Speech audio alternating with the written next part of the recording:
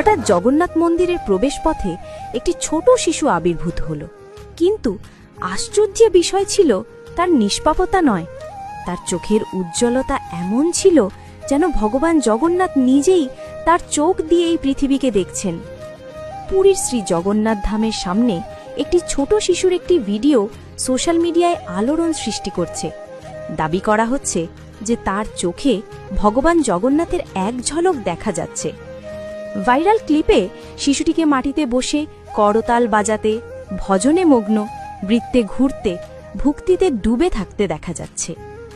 দর্শকরা হতবাক হয়ে হাত মেলাচ্ছেন, যেন কোনো অলৌকিক ঘটনা প্রত্যক্ষ করছেন। এই ভিডিওটি পুরীর জগন্নাথ মন্দিরের বাইরে তোলা হয়েছে, যেখানে শিশুটিকে সম্পূর্ণ একাগ্রতার সাথে গান গাইতে এবং নাচতে দেখা যাচ্ছে। তার ঝলমলে চোখ, নিষ্পাপ হাসি এবং উজ্জ্বল দৃষ্টি মানুষকে ভগবান জগন্নাথের কথা মনে করিয়ে দেয়, যার বড় চোখ ভক্তদের মোহিত করে। সোশ্যাল মিডিয়া ব্যবহারকারীরা মন্তব্য করেছেন, শিশুটি তার চোখে স্বয়ং ভগবানকে দেখছেন।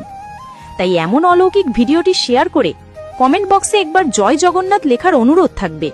জয় জগন্নাথ।